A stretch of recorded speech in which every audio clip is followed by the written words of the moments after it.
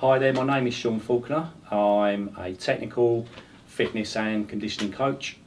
I've worked in the soccer industry for 20 years. Started off predominantly as a skills coach, run my own soccer schools in the area. And then obviously as I progressed, I was noticed by, first of all, I got noticed by Queen's Park Rangers for my work in the local area, which is Berkshire. They had some contacts in the areas. They came down to watch my training sessions, were very impressed with the technical work we were doing with players. So I started working at the Centre of Excellence there.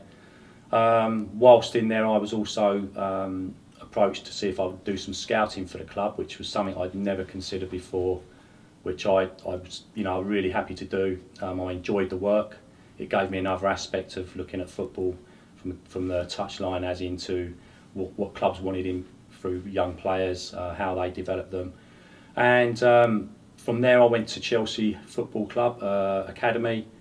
Again, I was just recognised by a guy I used to travel with abroad on coach educational trips, and we got chatting and he invited me to work at Chelsea, which is my club as well. So it was a great experience to actually go hands-on into the academy. The last 2 years at Chelsea I actually was appointed to scout coordinator, where I was responsible for running the team of scouts in the area.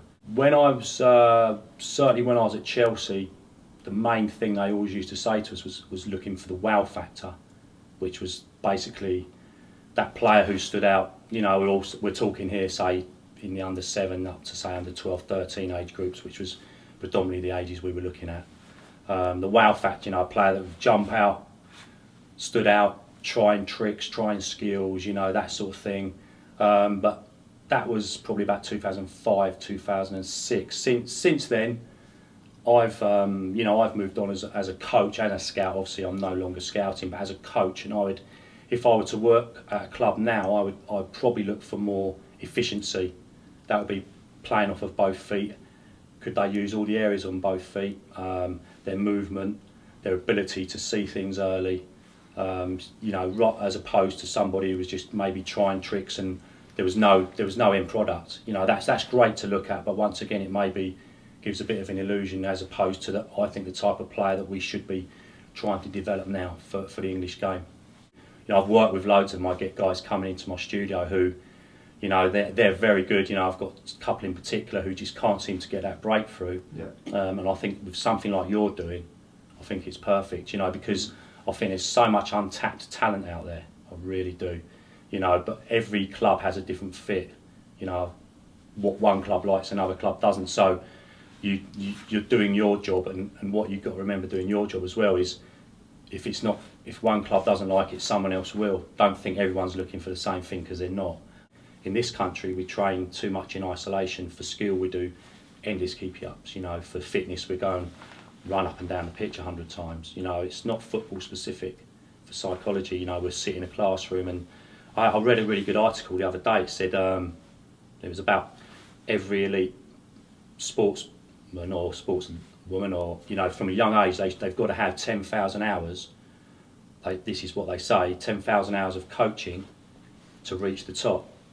But my argument back to that is, what we're teaching them that 10,000 hours, is it game specific? Is it, whether it's golf, hockey, netball, whatever the sport is.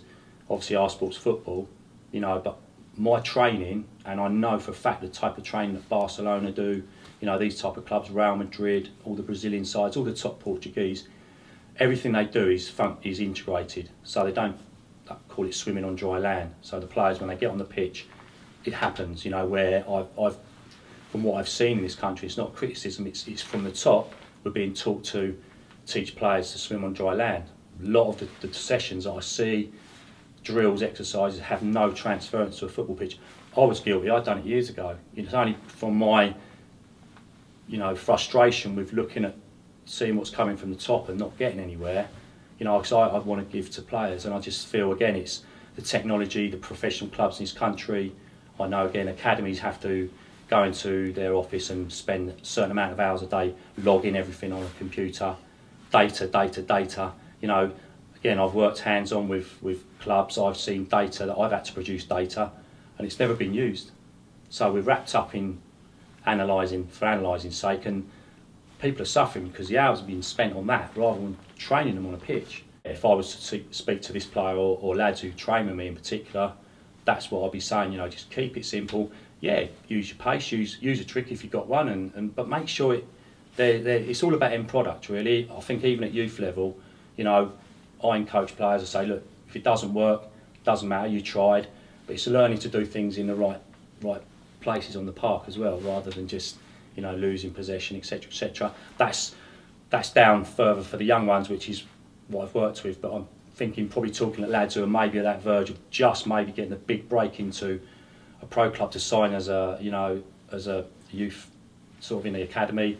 It's just be yourself, keep it simple. You know, the guys who are obviously more naturally talented will shine anyway. So, all right. Again, my website is being developed at the moment. It's a website called Predator Soccer Conditioning, and what I've been doing is I've been filming lots and lots of exercises. It's aimed at players from under 9 right through to professional and elite standard. I just feel that the methods I've kind of reverted to since, you know, midway through my coaching career are the right methods. You know, I think in 10 years' time I'll probably be doing something completely different, but the methods I'm using at the moment is, I mentioned it before, it's called functional integrated training, and it's an equal measure of physical work, psychological work, tactical movements and technical work, trying to put that into every exercise. And that's how they do it at these top clubs.